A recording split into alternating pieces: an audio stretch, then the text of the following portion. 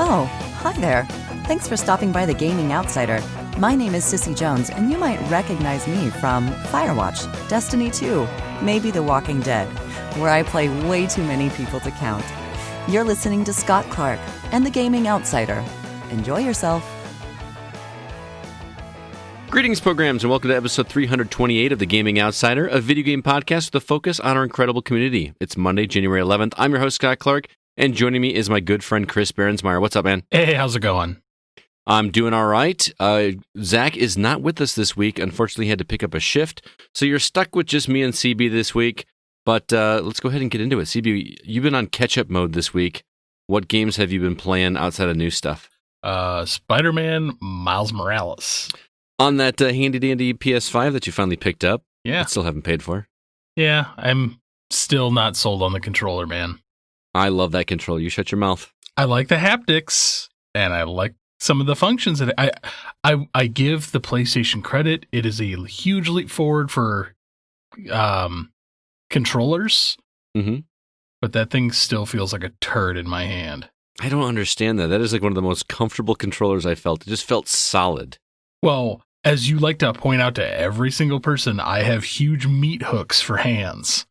Yeah. So when I grip that controller, like right in the middle of my thumb pad here is right where that like raised lip sits. Yeah. And it just, every time I move my hand, it just grinds on my hand. I did not experience that whatsoever. But what did you think of Miles Morales? I'm liking it, man. It definitely feels like a very good continuation of Spider-Man, what was it, 2018? Mm-hmm. I'm really digging it. The vibe from that game feels really, really good. It does. I'm not even a big hip-hop fan, but it just kind of grooves. It does, and I like the fact that it's not learning everything all over from the beginning. Mm-hmm. As when you take over as Miles, like you have a ton of the abilities already, but then you learn his separate abilities as he's going on, which is really cool. Yep. How far into it are you? About 35% of the way through the game. Nice. Very so, cool. Yeah, I'm. You plan on getting anything else on PS5 now that you got the console? We'll see. I'm still in catch-up mode. Like I wanna finish that. I want to finish Watch Dogs Legions. Mm-hmm. And I still want to finish Days Gone.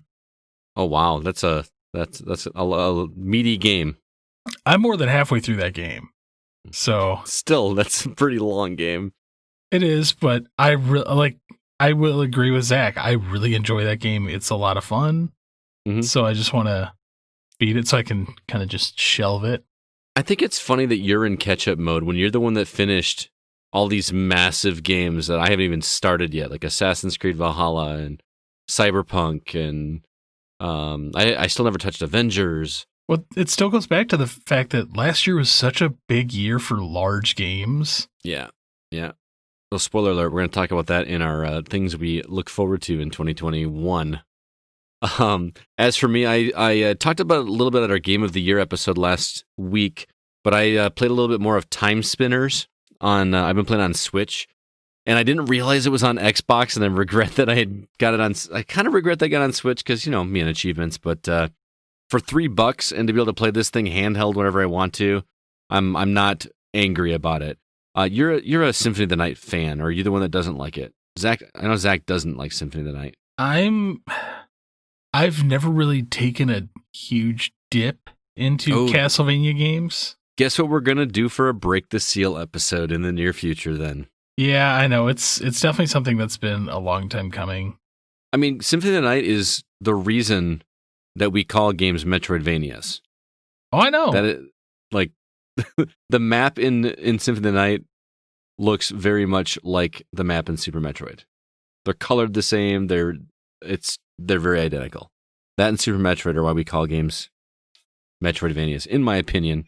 Our producer is shaking his head at me like I'm wrong. But anyway, Time Spinners is very much in the vein of Symphony of the Night. There's a bit more story. You know how, well, you haven't played Symphony of the Night, but at the beginning, the voice acting is really super cheesy, and you just get some dialogue, but there's not much of a story other than, just take over the castle kind of thing.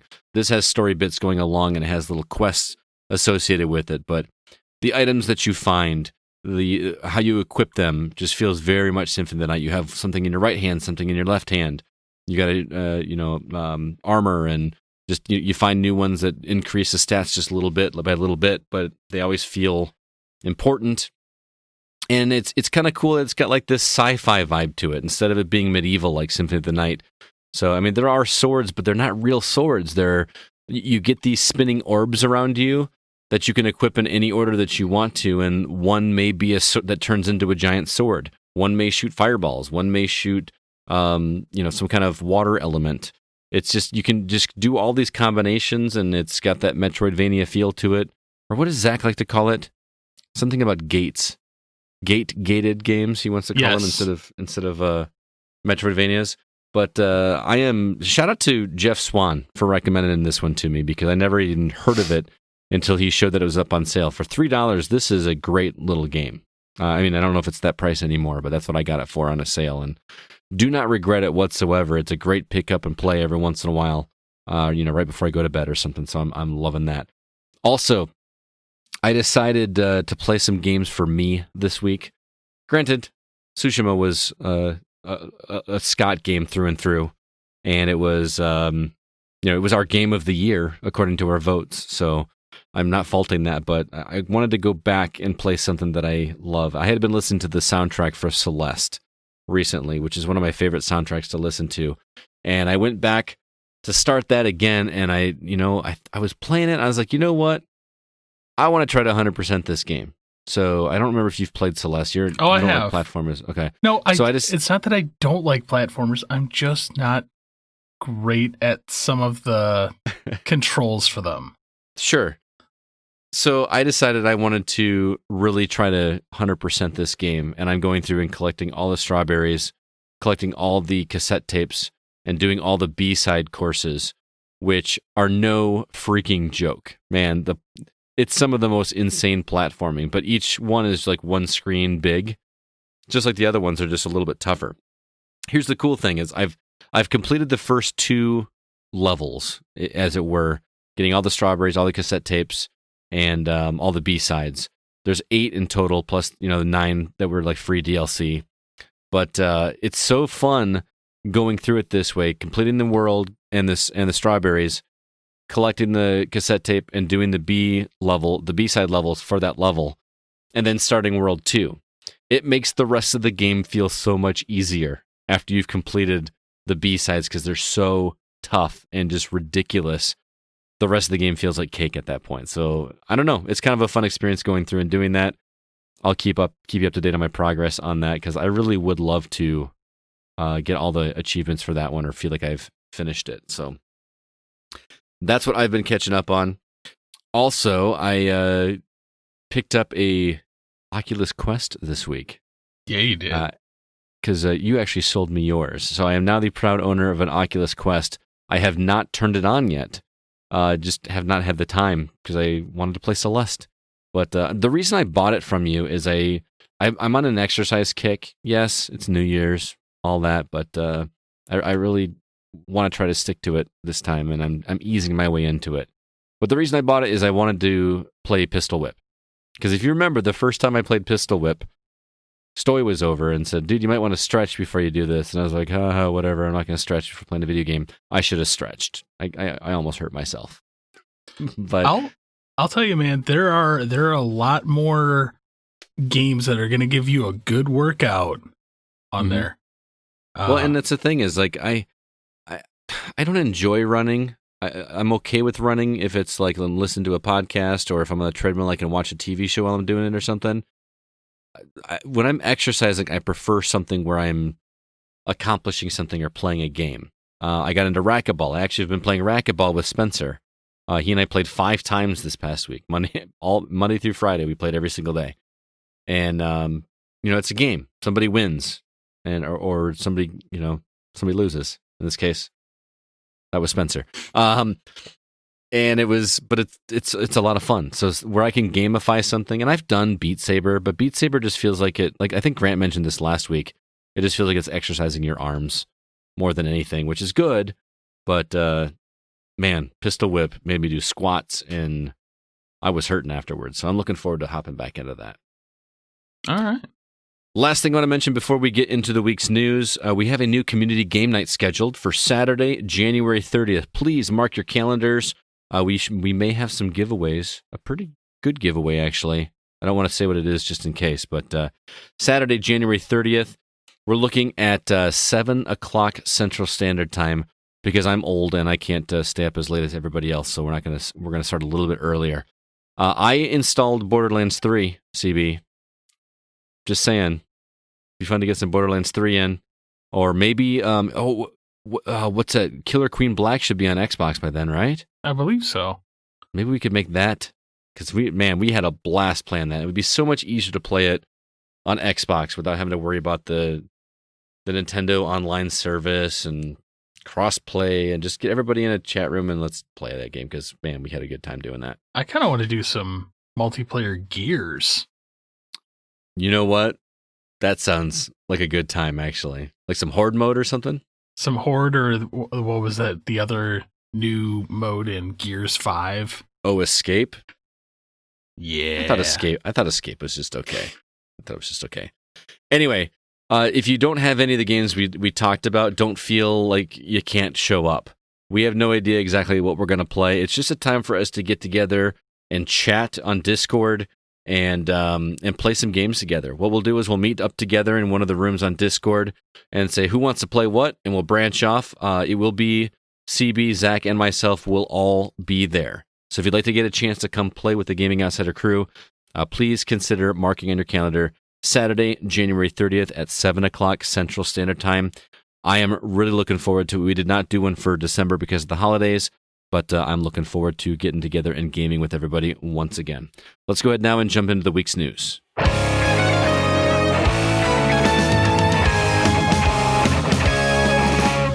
Quite a bit to talk about this week. We had a couple notable deaths from the industry this week. Also, the official website for the Killzone games has been officially retired. Arcade 1UP announced some new classic arcade cabinets. Square Enix trademarked a few things that hint towards more Final Fantasy VII content in the future.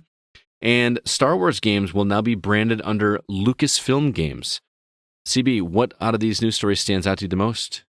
Lucasfilm Games.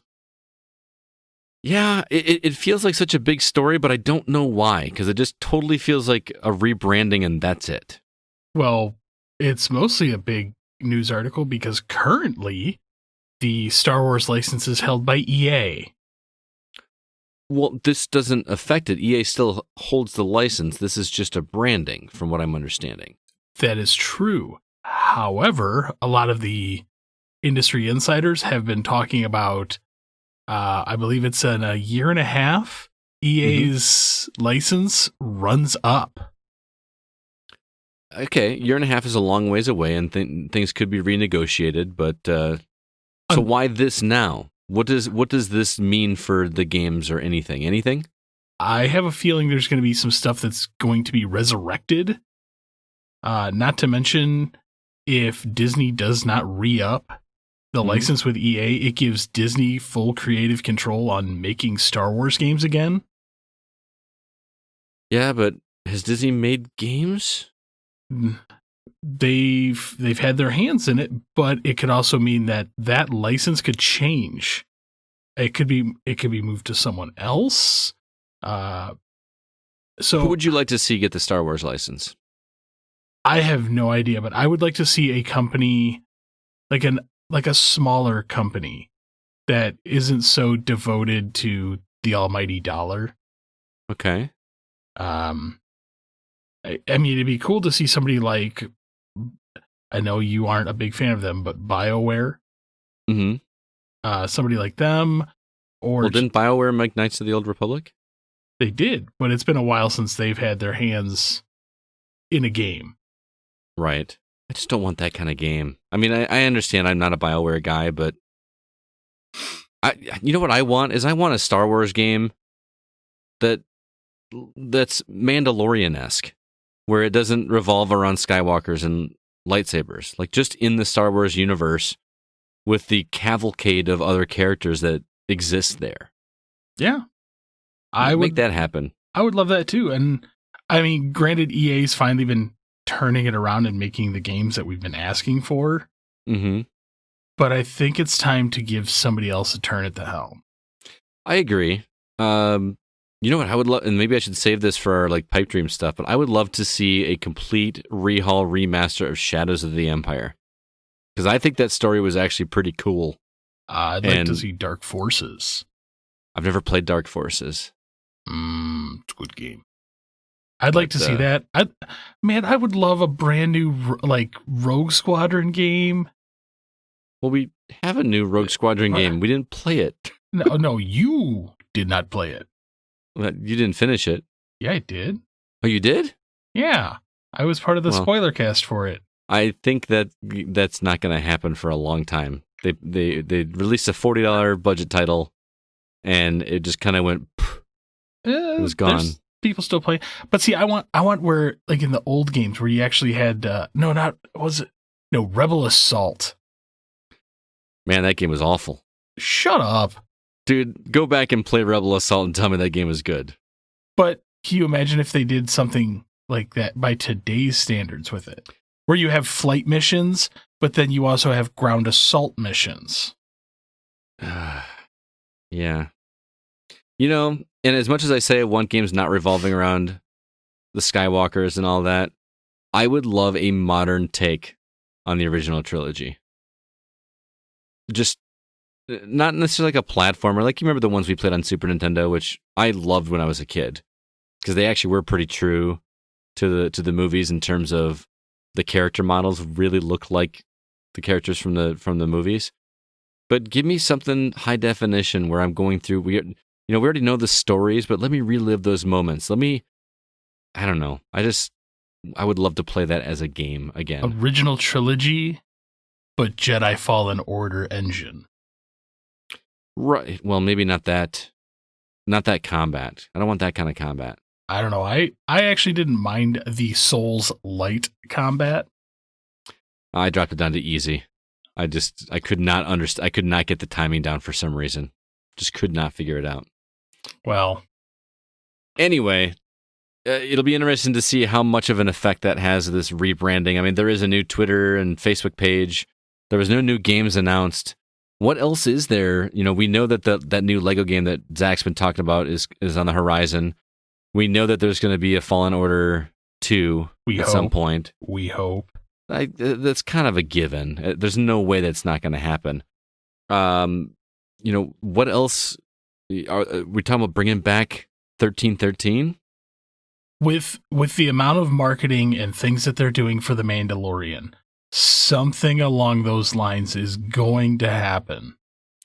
Yeah, I mean, that game is perfectly lined up for a video game. I mean, it's like built into the narrative. Well, and the thing is, you don't even need to do the Mandalorian character, Jin.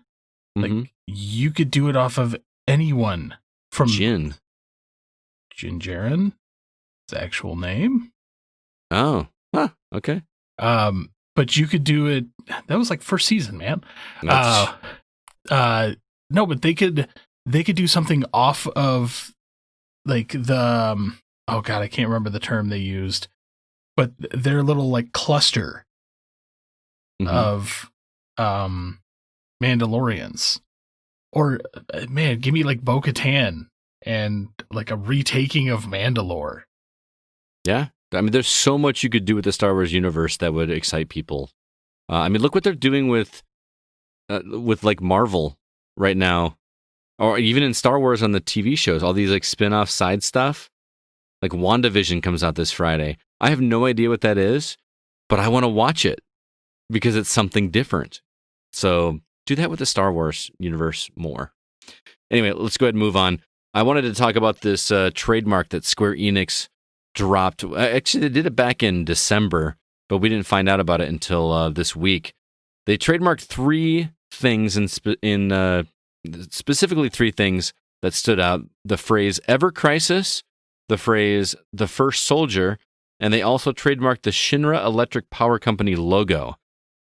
Now, it's very speculation at this point. It's very much speculatory what all this means, but the word crisis, and we have to dance around spoilers here, but with the way things wound up in the Final Fantasy VII Remake, is this a second installment of the remake, or are we talking about a possible remake of Crisis Core? I think it's going to be a sequel to Crisis Core. Okay. I mean, you have Crisis Core, and you just trademarked Ever Crisis. Yeah. Not to mention the actual phrase "the first soldier." Mm-hmm. So be careful. I'm being careful. There's a lot of implication there that either, I mean, I don't think it's going to be a remake of Crisis Core, but I have a feeling it could be in the same thread or a continuation. I selfishly want a remake of Crisis Core because I never played it, and I want to see what I'm missing out on because apparently the story's pretty cool. It's pretty good. Yeah. So that was interesting, and I thought that these new cabinets from 1UP are pretty cool. I wish these things weren't as expensive as they are because what are they, like $300? That's really not that expensive compared to the actual cabinets. I understand that, but I feel like the majority of what you're paying for is the fact that it's a cabinet. You know what I mean? Like the board and all that probably isn't all that expensive, especially some of these like Tempest. It's not even really a board. Whatever it is. but $300 for just Tempest, I could kind of see the one that's got Killer Instinct 2, Battletoads, and then Battletoads and Double Dragon. That's 4 games. That's a little bit easier to stomach than just X-Men. So I'm a little disappointed by 2 of these. Simply because Dragon's Lair doesn't have Dragon's Lair 2? No, I'm okay with that because I honestly still kind of want the Dragon's Lair as long as it's modeled like the original cabinet. Okay. Because I love Dragon's Lair, you know how much I love that game. I don't care. That might actually be the first one of these I buy. Really? Yeah. But I'm more or less pissed off about the X-Men one. Why? Because it's only 4 players? It's only 4 players. Yeah. I want the 6-player version. Could you imagine how wide that thing would have to be? I don't care. They're tiny little cabinets. Yeah, but they could do a double side by side because that's how that cabinet was supposed to be played. Right. And there's going to be a Pac-Man one too that has several different Pac-Man games and Mappy and some others that haven't been announced yet. And then is this a Capcom one? I assume Street Fighter games included on it, as well as Darkstalkers, Strider, Commando, Final Fight, Ghosts and Goblins, and 1944. That's a nice lineup. It is, except the fact that they're already like double releasing. Because the Pac-Man cabinet has already seen 2 releases. Mm-hmm. I know 1944 was already on a cabinet, as well as Street Fighter. One that was just Street Fighter, yeah. Well, it was like Street Fighter 2, and one other one. So, like, we're starting to see the doubling. Yeah, but you're getting everything else too. Commando, man, I loved Commando back in the day. Oh yeah, I'm actually more excited by Final Fight. Ghosts and Goblins, the game that nobody has ever beaten. Especially the arcade version of Ghosts and Goblins. Yep. Yeah. Now don't email me. I understand people have actually beat the game. It's a very difficult game. Now Super Ghouls and Ghosts is manageable, but the original Ghosts and Goblins is insane. I'm still kind of disappointed there hasn't been a Donkey Kong. Like original Donkey Kong? Yeah, like give me a Donkey Kong with Donkey Kong Jr. on a cabinet or a Popeye cabinet. Popeye was a terrible game. I still enjoy playing the arcade. They did throw Donkey Kong 3 on there too. Remember that one? Oh yeah. I'm just really I know it's definitely a Nintendo licensing issue for that one. Right. But I'm like, come on, just please, Nintendo, like, do the thing. Make us happy. How about Bubble Bobble? Bubble Bobble would actually be doable. Mm-hmm. Because that's a Taito. There's so many of these that I would love to. Man, like, now it's like really making me just kind of wax nostalgic because I'm like, man, I could just build my own little arcade, but I'd still rather play on the full size. See, here's what I want to do. I teach 4th grade, man. These are the perfect size without the stand to put in my classroom. I would be the coolest teacher on the planet if I just had a line of like 4 or 5 of these things in my classroom. How eager would you be to complete your homework if you knew if you completed your homework you got to go play Ninja Turtles? Oh, I know. In your classroom. And the other thing is, because of where we live, I'm even more disappointed. Mm-hmm. Because you always see like the people in like certain areas of the country like, oh, look, Walmart was clearancing these and I got one for under $100. Right. But here it never happens. Nope. Never happens here. Anything else you want to talk about before we move on? I mean, the Killzone retirement, I'm not surprised. I haven't heard about Killzone in forever. I think I played a Killzone on PS3 for a little bit, but I don't know, I never got into it. It just didn't scratch any itch for me for some reason. Yeah, it kind of felt like generic shooter for me. Mm-hmm. But, Guerrilla Games is obviously working on bigger and better things right now. Yeah. So I guess West is my most anticipated game of 2021 by far. Fair enough. So, yeah, I guess it's just time that it needed to be retired. Mm-hmm. We should also mention these unfortunate deaths that happened this past week. Tetris champ Justin Neubauer, who was only 39. He's won. Have you ever watched him play? Yeah. It's ridiculous. Like, he definitely deserves that title. So condolences to his family. And also voice actor Brad Venable.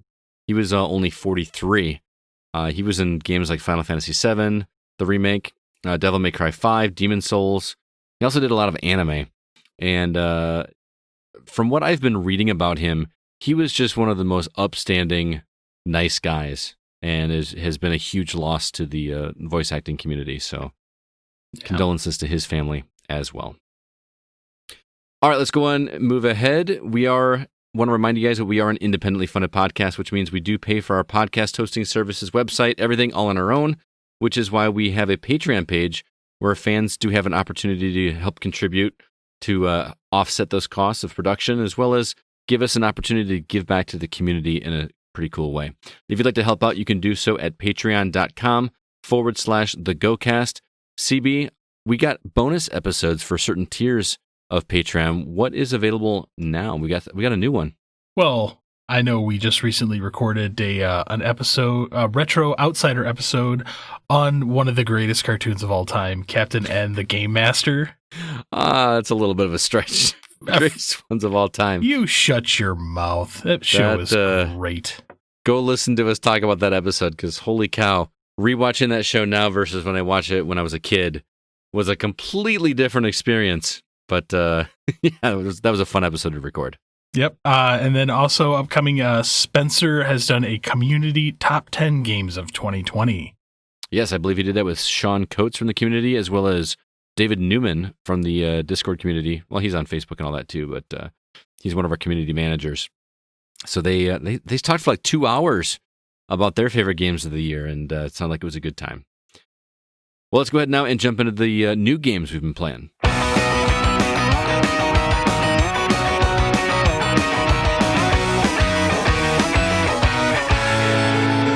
Zach's not here, so I'm going to be talking about upcoming releases.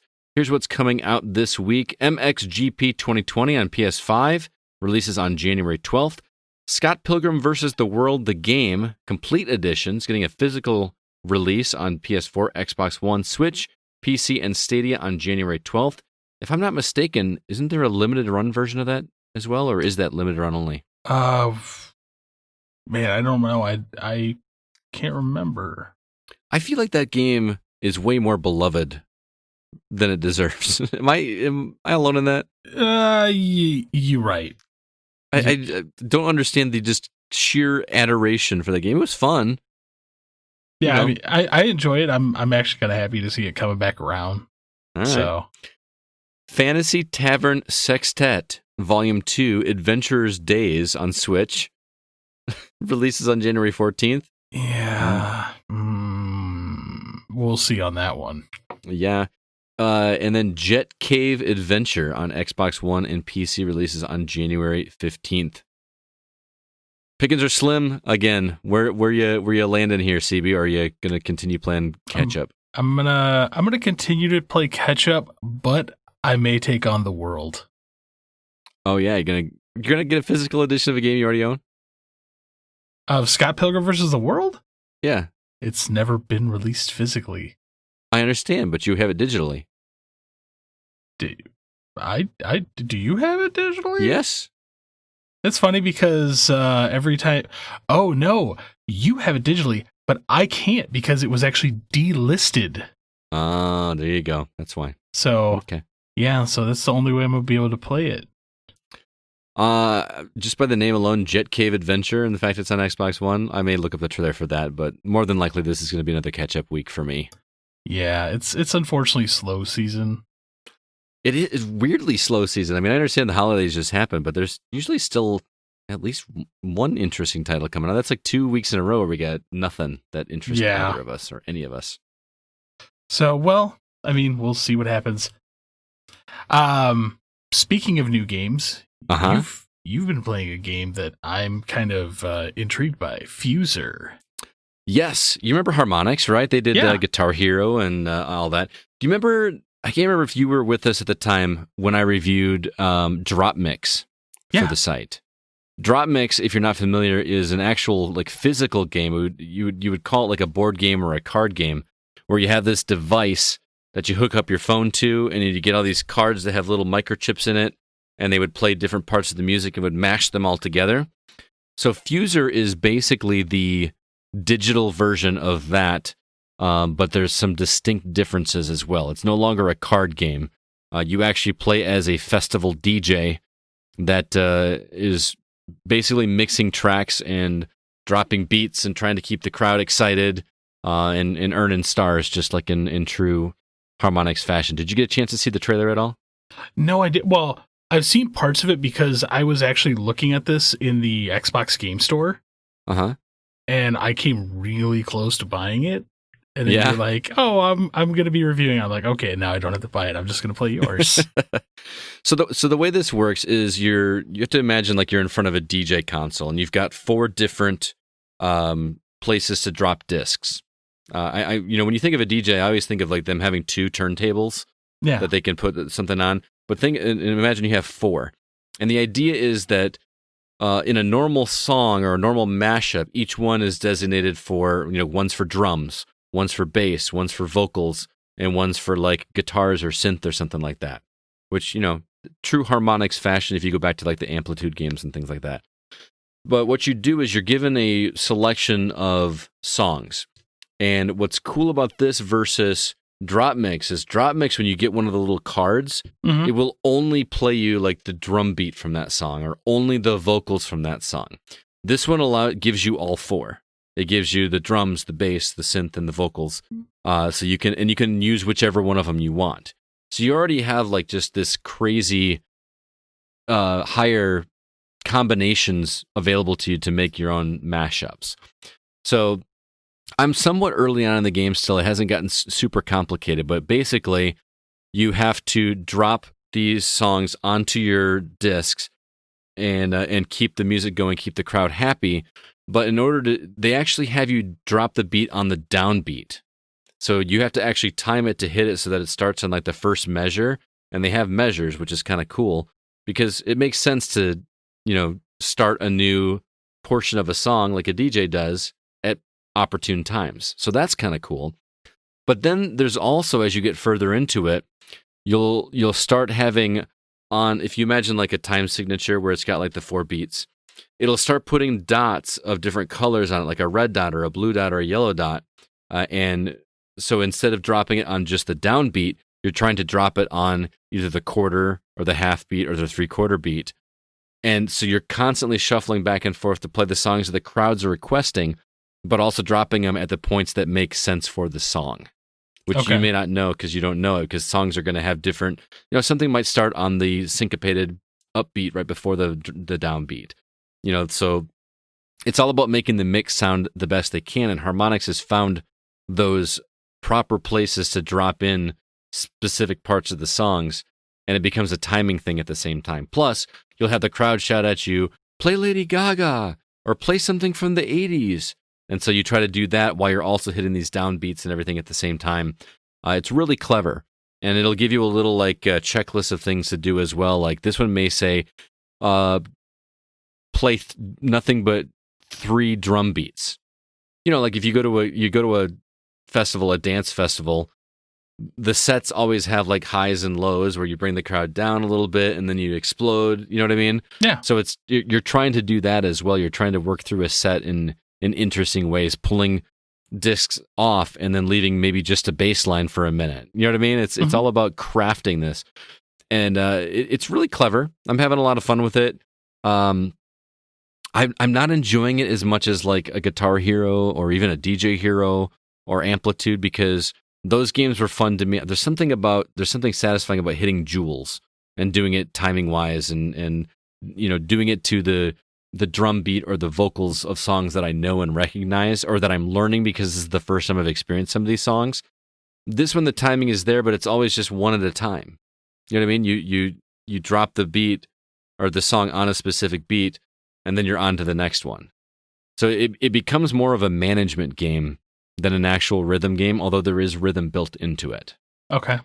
I will say I'm leery about the price point because this is a $60 title, and I was kind of shocked that this was a $60 title. Granted, we paid $60 for Guitar Hero and Rock Band and all that back in the day.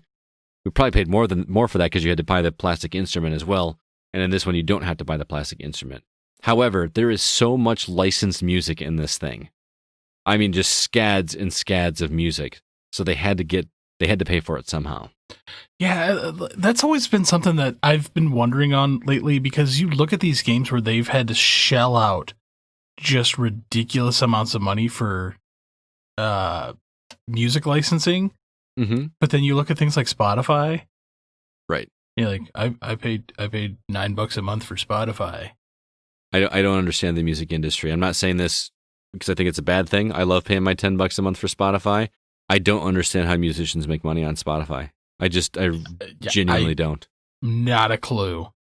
But yeah, I'm that is weirdly high for this game.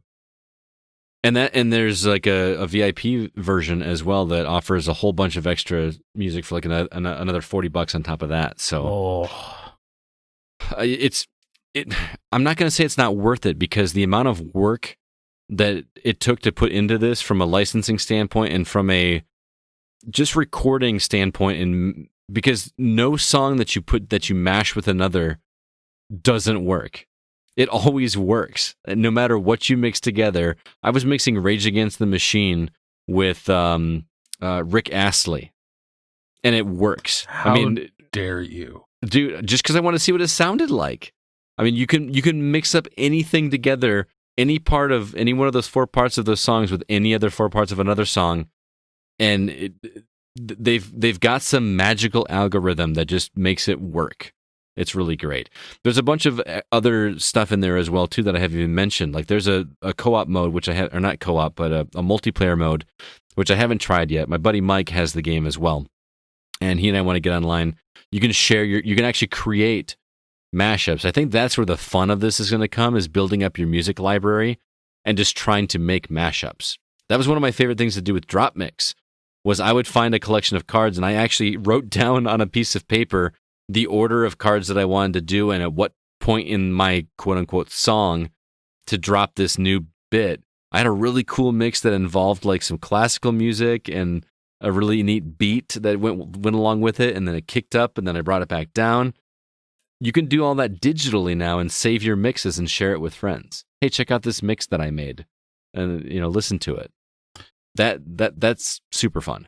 It does sound like it is definitely Drop Mix, but the console game, which just makes me sad because I still really like Drop Mix. I did too, because Drop Mix had that like card game built into it. Yeah. Where you played against each other, and that was fun. But that always took a second seat to me, to just messing around with it and seeing how crazy of a mixes I could come up with. And I think that's really the selling point of this game. because it's really simple to learn. It's not as simple as dropping a card on a piece of plastic that's hooked up to your phone. Because, I mean, that's as simple as drop a card, pick up a card, drop a card, pick up a card. This is a little bit more going on to it than that, especially if you're not familiar with a controller. I think this game would be awesome in VR. Okay, yeah, I could see that. If you could just like scroll through your songs like Minority Report style and then physically grab a disc and drop it on there at a specific time, I think that would be a really cool opportunity for this. So DJ Hero, the VR game. So that is Fuser, and shout out to Harmonix. They actually responded to my email and hooked us up with a review copy for it. I am enjoying it. It makes me want to pull out my drop mix board and play with that. I actually bought 2 more packs for that recently. Did I tell you that over Christmas? They had a sale on them. So I own like every pack they've ever released. I have one card you do not. What is that? I have the Transformers card. I think I do have that, dude. You could only get that from PAX, like PAX East. Oh no, yeah, you're right.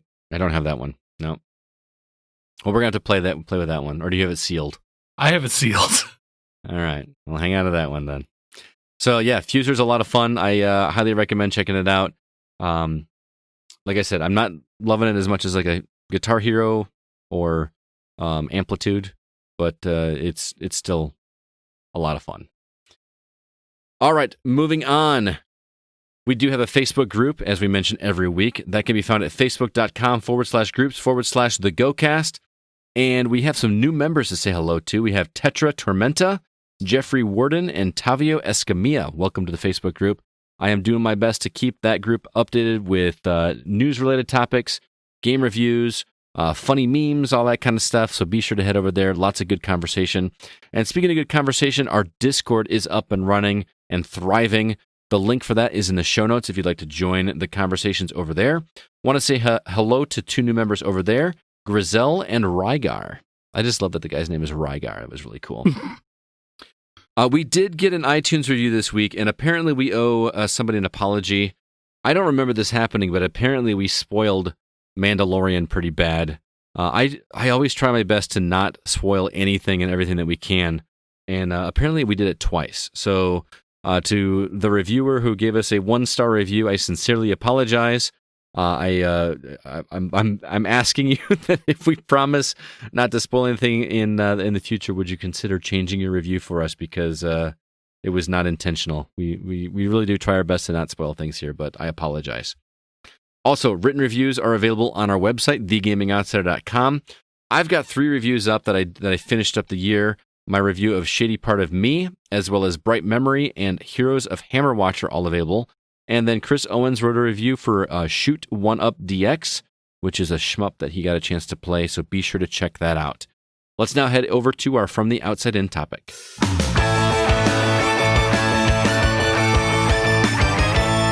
So last week we discussed our predictions for 2021 in the gaming industry, but this week we're going to deep dive into what we hope will happen in the next 12 months of gaming. We'll break this down into 2 categories: things we want that stand a semblance of a chance to actually happen, and then we'll also do some completely out there hopes that probably won't happen, but would be awesome if they did. Be a lot cooler if you did. Let's start with some realistic ones, CB. For 2020, what would you like to see happen this year in the world of games? Tunic. I knew that was going to be on your list. Always Tunic. No, I'd like to see Tunic. I would desperately love to see Starfield for the end of the year. I don't care. Just throw it at me. I want to play it, whatever it is. I want to do the things. You don't even know what it is, and you're just like, give me Starfield. It's space, man. I love space. I want to go play in space. Oh my god. Don't even get me started down that rabbit hole. Oh yeah. But yeah, I would love to see that. I would love to see some of the older stuff kind of start getting brought back. I would love to see like a new like Callisto Protocol. Just surprised me that it's like actually Dead Space 4. But beyond that, I know there are some other people out in our community that have the same feelings as me. Kyle Boggs. Mm-hmm. I want the new Elder Scrolls and the new title Bethesda teased last year. And I would also really love Uncharted. He was talking about Starfield, by the way. I did confirm with him. So, yes, Starfield, all the Starfield. As well as I was reading through the comments from the listeners, and Quentin Theoden's... Hang on. I want to back up just 1 second. Yeah. Because Uncharted. What if... How would you feel about an Uncharted game with the likeness of Tom Holland playing Nathan Drake to coincide with the movie? I know we've talked about this before. I don't think that's going to happen. I don't think it is either, but, we're not at pipe dreams yet, right? As long as Mark Wahlberg plays Sully. I think Mark Wahlberg will play a good Sully, actually. Yeah, I mean, the problem is, like, every time I hear Mark Wahlberg, I instantly think of that stupid voice he did in the M. Night Shyamalan movie, The Happening. What? Me? No, ma'am. Like, I'm just like, no, why did you have to ruin it, man? That movie was I really hated that movie. It was not bueno. No. But we're not going to spoil the ending. No, we won't. But yeah, I love you, Kyle. I think Elder Scrolls is a bit of a stretch. Yeah, there's no way Elder Scrolls is coming out this year. Although, wouldn't it be nice? Remember when we said there's no way Fallout 4 is going to come out that year? And they just in 4 months it's coming out? It's not going to happen. No, but I do feel that Starfield is closer than we think. I think you're wrong. I think you need to shut up. But then reading Quentin Theoden's thing, open Star Wars game, new Switch, Metroid Prime 4, new pod racing game, Mario Kart 9, Stanfield. I think he meant Starfield. I know, but he wrote Stanfield. So come on. BioWare Resurgence as a legendary developer, and my most nuts wish is Amy Hennig's Star Wars game back in development. Man, I could honestly see like half of these actually coming true. Well, Metroid Prime 4 is definitely coming out this year because I predicted that it wouldn't. So, yeah. Right? I don't know about new pod racing game. I feel like pod racing is just not hot anymore. Well, it doesn't necessarily have to say pod racing. It could be a pod racing like. Sure. I still enjoy those games, man. Like, I would love to see a new Hydro Thunder. Oh, man. That would make Hydro Thunder with like actually good graphics instead of arcadey graphics. I have a confession to make. What? I'm kind of over Mario Kart. That's because you're not playing the right Mario Kart. I don't know, man. Mario Kart 9 just... I don't know if I want it. Again, you're not playing the right Mario Kart. What does that mean? You should be playing the other Mario Kart that's out right now. Oh, I have it. It's sitting in the back of my car. I just don't have a place to play it. I was playing it earlier today. Yeah. It's still really good. I really want to play that at school. But yeah, Starfield I could definitely see happening. New Switch I could definitely see happening. New Switch, what are they going to call it? XL? Probably. Switch XL, like just a bigger screen? They're just going to give us the Wii U tablets that are sitting in a warehouse somewhere. Like, look, it's the new Switch. Here you go. An open world Star Wars game, man. I really want this to happen, but I could see it being That's not an MMO, teased. you mean? I'd be okay with an MMO. Like that would be the thing that would bring me back to the MMO world. We have a Star Wars MMO. It's not good. I wouldn't know. I wouldn't know what makes an MMO good. At least it's not good to me. So okay, but can you There's imagine? no such thing as a bad MMO, just MMOs that aren't for you. Yeah, like WoW.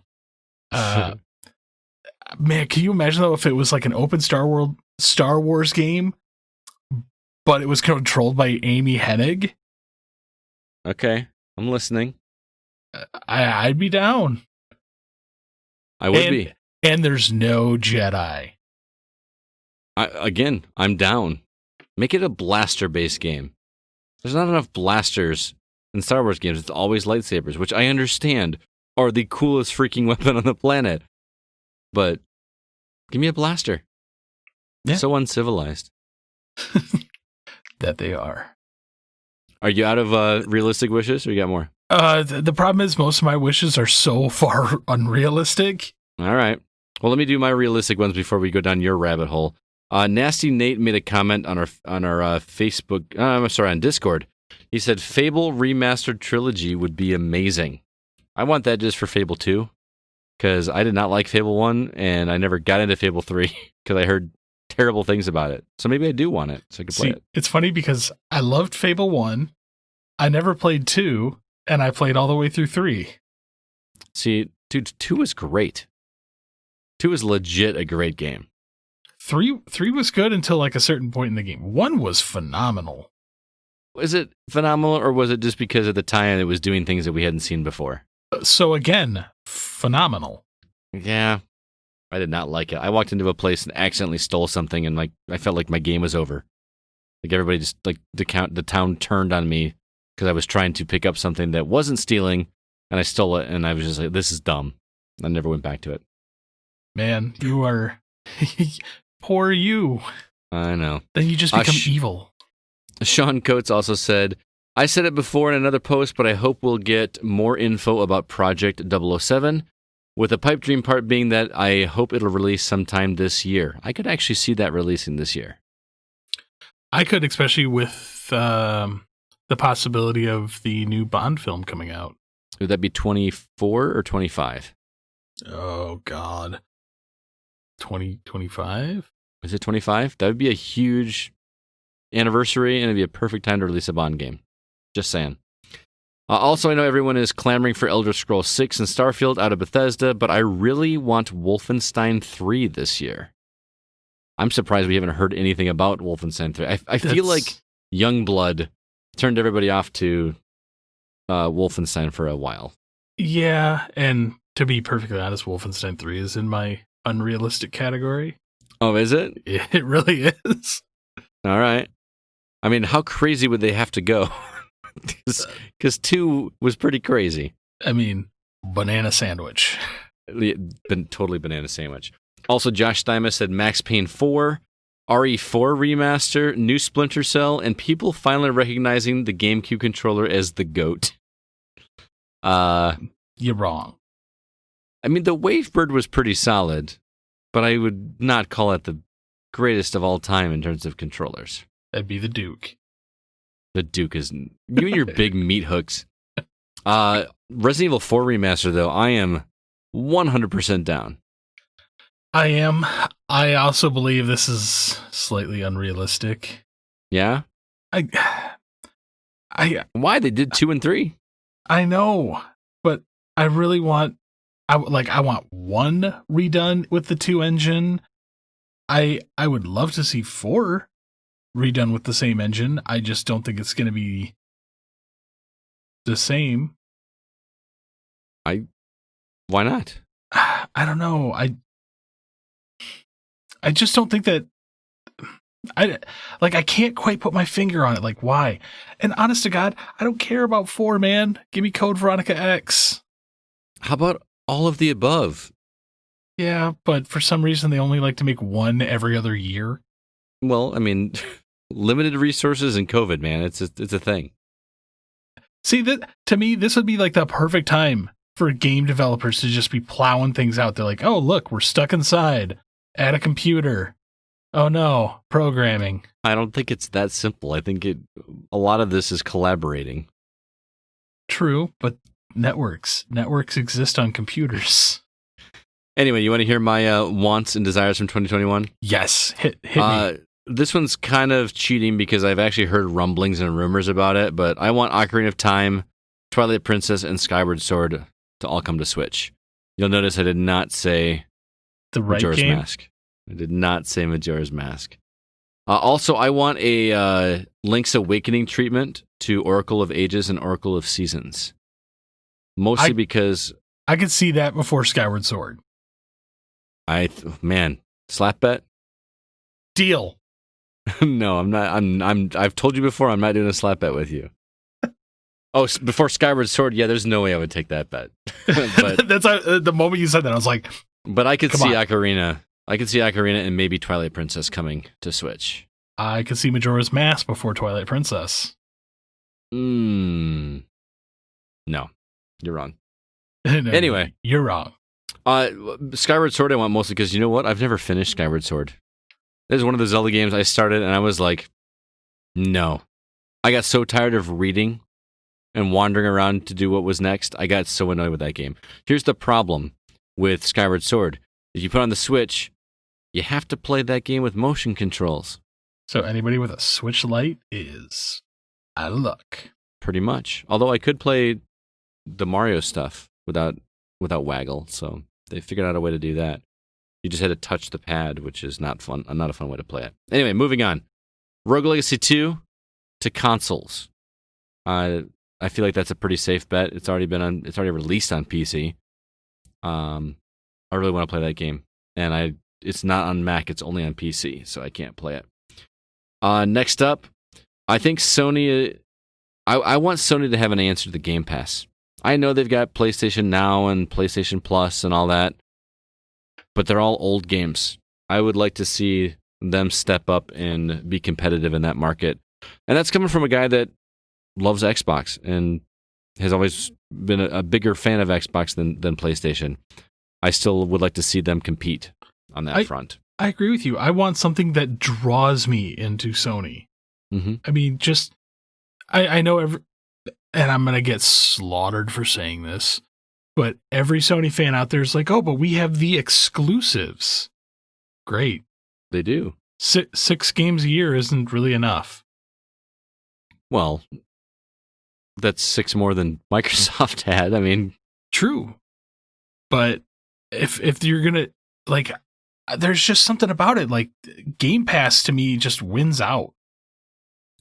Well, how many Game Pass games do you play? I mean, I feel like, I've got Game Pass and I play a handful. Like, I re-downloaded The Messenger this week because that's on Game Pass. And I re-downloaded Dante's Inferno because I finally listened to your guys' episode on Dante's Inferno. I had a hankering to play that and saw it was on Game Pass. I'll download that. But I feel like I'm going to download these games and then sit on them because I'm always going to be playing something new. I just downloaded Dead Space today. I was playing Dead Space a couple weeks ago. I mean, it still holds up. It still looks really good. I know. That's when you told me that like they up-resed it some, I'm like, okay, I gotta crack in again. Did you start it yet? Not yet. That's okay. As soon as we finish tonight, that's what I'm doing. I want you to text me and tell me that it doesn't look better. Okay. Like it looks better. Also, I would like more or most of the Xbox games available on Project X Cloud. Because that is an awesome feature. If I can play my Xbox game away from my TV, I want that to happen. Is that like officially launched for everybody yet, or is it still in well, not for iOS. That too. It needs to come to iOS. Can we have that happen, please? I've got the little controller doohickey that hooks up and holds my phone on my controller. I've already got one of those. I'm ready to go, Microsoft. Give me the service, please. That'd be amazing. Do know that they did say the new update is coming to start the streaming from console again. So okay, I'm down. I'm okay with it, even if it's in my house. If I can just play it on my phone somewhere else in my house, like in my bedroom or on the couch, I'm fine with that. I just want it in my house. Also, I want more shorter game experiences this year. I felt so overwhelmed at the end of this year because I don't have as much time as you do to get through games like Valhalla and Cyberpunk 2077. I found myself gravitating more towards games that were shorter, and I hate to sound like an old fart. I really do. But even Tsushima, love that game. Still felt like it took me 30 hours to get through it, just because I play it very meticulously. But I do think that that's going to be possible because I think this is going to be a year of shorter games. I hope so. Give me some more Order 1886 type games. I'm okay with 6-7 hours. I really am. Maybe not $60, but sell it to me for $40. Well, you know, that may be a little unrealistic. Probably, because I want it to look as good as Order 1886 did. I still want the AAA presentation. I just want it for not as long. Okay. And you know what? I'm okay waiting for a budget. I'm okay waiting for a sale. I want to play it at launch. Yeah. Anyway, that was my somewhat realistic hopes and dreams for 2020. Now we got that taken care of. Let's hear your crazy ideas that you'd like to see happen in 2021. The crazier, the better. CB, I assume you've got quite a list. I always do. All right.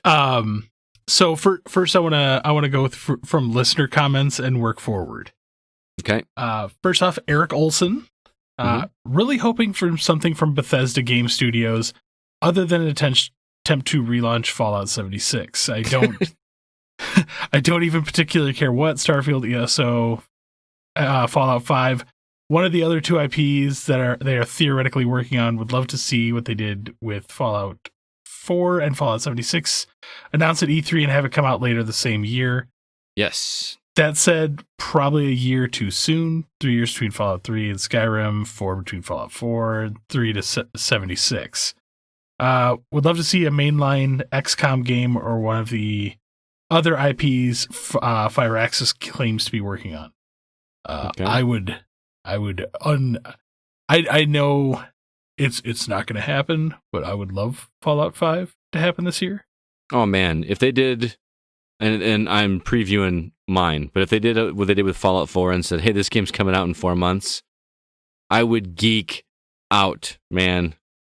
Totally Yes. geek out. So let's start diving down my rabbit hole. All right, here we go. I want Portal 2 remaster, but for VR. Okay. Which honestly, like, it should be able to happen, but I know it's never going to happen. I mean, But- it exists. You can play Portal in VR now. Yes, but I want it bundled with Portal 3. Look at you. For $99.99. Don't care. Take my money. All right. Right now, All right. I will just throw my wallet at Gabe. Let's just say this: Valve release any game with a 3 at the end of it.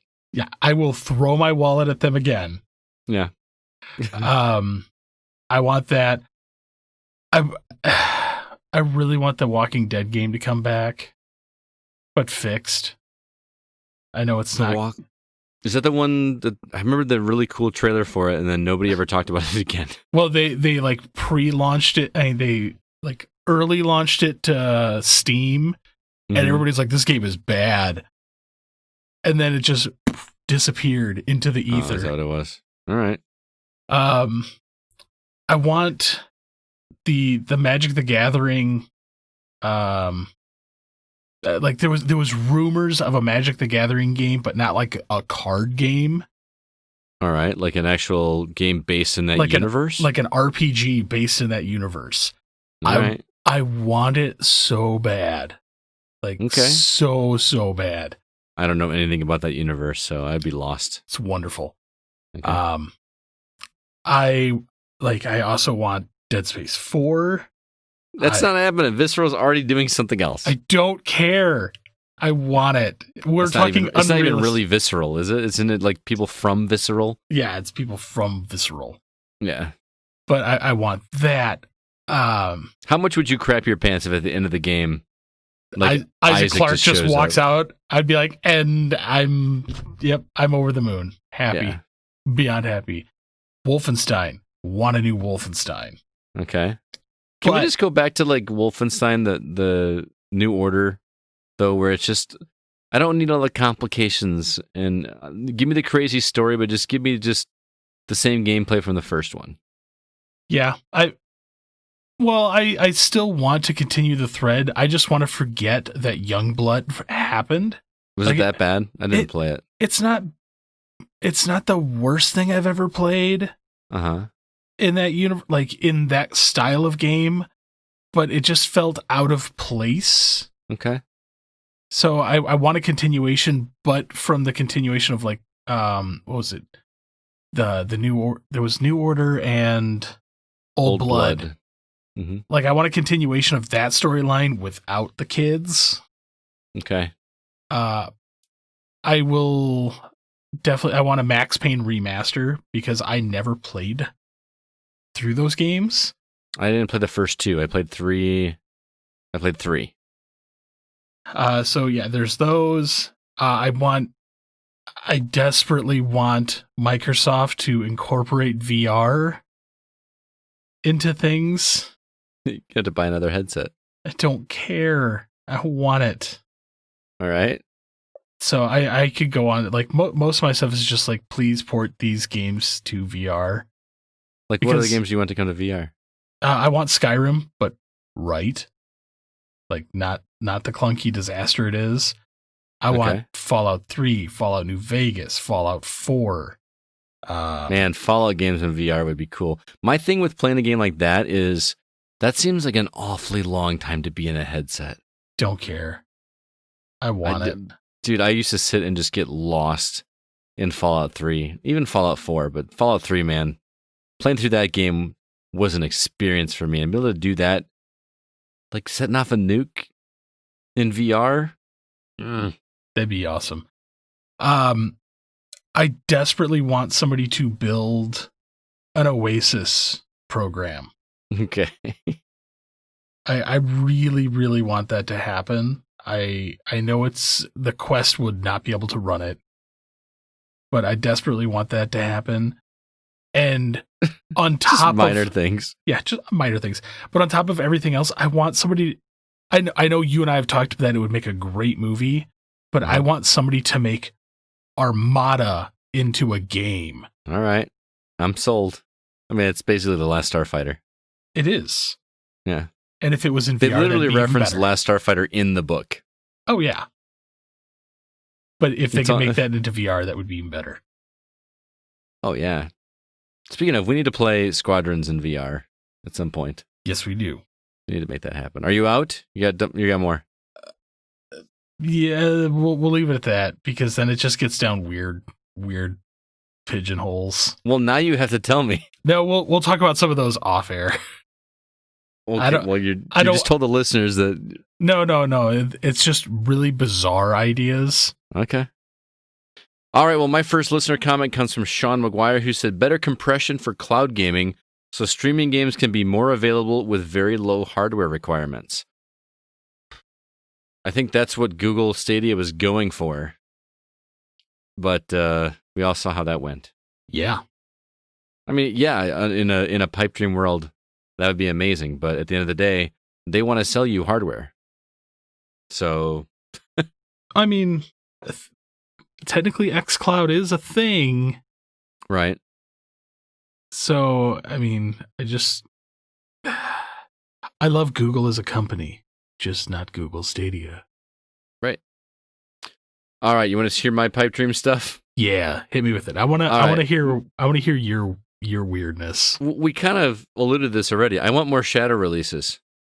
You know, where they say this, oh, by the way, we announced this game, it's coming out tomorrow. I want more of that. I'm tired of here's an announcement for a game that's going to come out in 3 years, and we're not going to hit the target date because it's going to get delayed. And I understand that the pandemic happened, and you get a pass for that, but we don't need to know about your game that far in advance anymore. We're not in the 90s. Word of mouth gets around real fast nowadays. Yeah, I do feel that we are announcing games way too soon. Mm-hmm. But is it more or less because they know that they build these huge teams, right, to build these games, and they know somebody's going to leak it, so they're like, we might as well just leak it now. I think there's some part of that. I still believe that it's marketing strategy. They feel like they have to get ahead of it and spark interest. I mean, look at Cyberpunk 2077. How long have we been talking about that game, and how hyped was that game? And granted, it unfortunately disappointed a lot of people, but everybody was still talking about it. So it's hard to argue with the early marketing strategy. But I feel in an age of Twitter and Facebook and other social media outlets, you release a game that, like, how mind-blowing would it be? I'm trying to think of an example. let's just for a minute pretend like we didn't know that Cyberpunk 2077 was coming out. Do you think if CD Projekt Red came out and said, "Hey, we're doing a new game. The creators of Witcher 3. We got a new game coming out. It stars Keanu Reeves, and here's a shot of the world. Comes out in a month." Do you really think that game is not going to be super hyped in a month? Yeah, I completely agree. I mean, not as much, obviously, than 6 years, but still. See, I miss, and I know you're old enough to remember this, but you always heard the grumblings that something was coming. And right. then you get the rumor, like I miss the rumor mill. Like the rumor mill's still there. It just depends on who or what you follow on Twitter. Because rumors are all over the place for everything. I know, but like you always heard the studio would announce, we've got a new project coming. Mm-hmm. And it'll be coming out next year. And then the rumor mill just starts going crazy. I miss that as a kid. Because I know what you mean. I know you were more hyped for Fallout 76 than I was, but remember how much fun it was to dissect that stream? Yeah. And try to figure out, and we were all making rumors and assumptions about what's going to happen. I do miss that as well, too. I really wish more developers would do that. Mm-hmm. Like, that was still one of the best launch surprises. Yep. Also, in my pipe dream list, either a remaster of Ninja Gaiden, like the original Ninja Gaiden on Xbox. I think it was only on Xbox, wasn't it? I love how you always say, like, the original Ninja Gaiden on Xbox. No. Not the original Ninja Gaiden. Not the original Ninja Gaiden. The Ninja Gaiden Black? Well, no, it was just Ninja Gaiden, and then Ninja Gaiden Black came out after that, and then Ninja Gaiden Sigma. It was just Ninja Gaiden on Xbox. And that game was so good. I want to remaster that with current graphics or a proper Ninja Gaiden 4. You'll notice I stopped making a prediction for that in our end of year predictions. I was doing that like 2 or 3 years in a row there. I want it now. I'm just going to ask for it. So okay, I would like to see that as well. But see, if you're going to start doing some of these, like I want, especially with like games that it's been a couple generations from, where younger audiences haven't played them. Like say they announce Ninja Gaiden 4 tomorrow. Take 1, 2, and 3, bundle them together, and release them 6 months to a year before the game comes out. Yeah. I feel that that's something that needs to start happening. Especially with the popularity of Souls-like games. I understand that it's not a Souls-like game. And it's much more linear. But the blocking and the difficulty, was harder than anything else that I had played up to that point. You know what I mean? Yeah. I feel like there would be a niche for that nowadays. My worry is that if we did do a Ninja Gaiden 4, that it would be a Souls-like game. I could definitely see that. Like, that's just what it would turn into, which would kind of make me nervous. Also, big pipe dream. I want a partnership between Nintendo and Microsoft. I said it. I know we've been hinting at it. They've been hinting at it. I just want them to partner up. Either Microsoft buy them out, Nintendo buy them out, whatever. I don't want to see a buyout. I just want to see a cooperative. There you go. I want to play Mario on my Xbox. That's that is definitely an unrealistic thing. Yeah. But still. Technically, can't you? There's the Mario and Sonic Summer Olympics game. No. I want to play Mario Odyssey or Mario Galaxy on my Xbox. Think how many copies they would sell, because how many Xbox owners out there don't own a Switch? Or, their kids own a Switch and they're never going to play it. They would sell so many copies of that game if they brought it. I'm just saying. Or bring the 40th anniversary or whatever is coming up for Mario at this point. That includes Mario 1, Mario 2, Mario 3, Lost Levels, Mario RPG. Just like you have an entire Mario package available on Xbox Live for $10 a piece or whatever, it would sell like crazy, man. Oh, I completely agree. With that anniversary, man, I'm really wondering if something's not coming. Is it this year? Let's see, 1985. So I mean, it's 40th isn't there yet. This is 35, isn't it? We just had 35. Yeah, 35. So, who knows? I think this is the big anniversary year for Zelda. This is 35th for Zelda, isn't it? Yes. So, this would be the year for something big like, I don't know, Ocarina and Twilight Princess coming to Switch? Wrong. Wrong game. If anything gets re-released, it's going to be Ocarina and Majora, because we've already seen like some of the other games. Yeah, Link's Awakening. And as much as you don't like Majora, like there's a big fan base for it. There's a vocal minority of people that love Majora's Mask. There's still a big fan base for it. Man. It's not as big as the Ocarina fan base, but there's still a fan base for it. All right, my last pipe dream. I still want E3 to happen.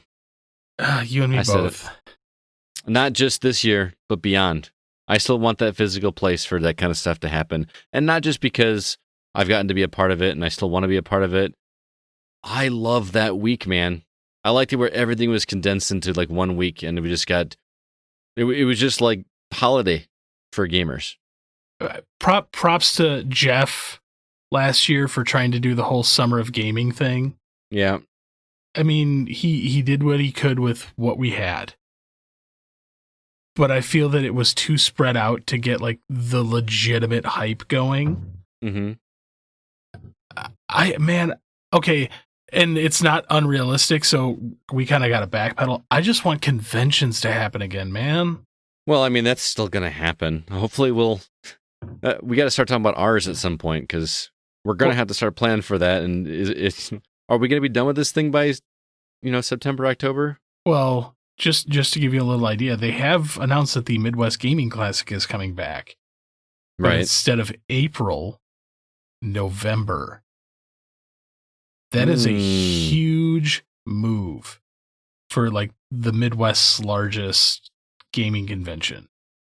Yeah, that also puts us ahead of them. It does.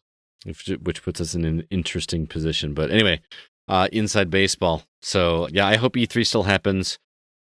I mean, we all hope that this madness ends, because it's sad that I'm getting used to it. Like I'm cooped up inside for most of the time, other than when I go to work. I'm feeling myself getting more and more bummed and depressed, and I'm getting to the point where video games aren't doing it like they used to. Not that I'm not enjoying video games, but they're not that escape anymore, because I'm always here. You know what I mean? So I know you've been kind of down about it, but part of the other reason I really want things to go back to normal is I want to get out and meet a lot of the people from our community. Oh yeah.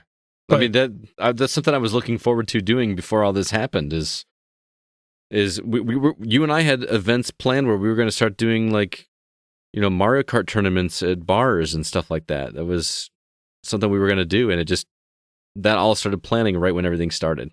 But I want to go around the country some too.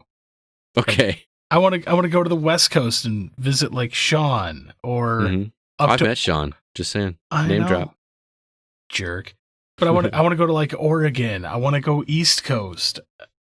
I miss the traveling and the meeting people at a lot of these things. I miss game store hunting, man. Yeah. Like I'm fiending hard. Your wallet probably isn't, though. No. Yeah. Well, CB, thanks for sharing your hopes and dreams. Hopefully we can get at least a couple of Zachs next week when he comes back. Next week's topic is yet to be determined. But stay tuned on the social medias for that. We'll try to get it up a little bit earlier. I know I did it like last minute this week, but I appreciate all the comments and everybody gave there. But that's going to do it for this episode of the Gaming Outsider. CB, any parting words before we head out for the evening? It's been a while since I've said this. Just be good humans. Be excellent to one another. Yes. That's it. That's it. That's all right. I got, man. Well, thank you so much, everybody, for listening. The Gaming Outsider is produced by Nate Lucas, and all the music you hear is written and performed by Grant Henry of Stemage and Metroid Metal. You can find his website at stemagemusic.com, STEMAGE music.com. You heard him on last week's episode for our Game of the Year episode. He is so much fun to talk to. If you haven't listened to it already, be sure to check it out. Also, please be sure to email us if you have any questions or concerns. Our address is feedback@thegamingoutsider.com. Until next week, I'm Scott Clark with Chris Behrensmeyer, and we are The Gaming Outsider. And remember, there's no such thing as a bad game, just games that aren't for you.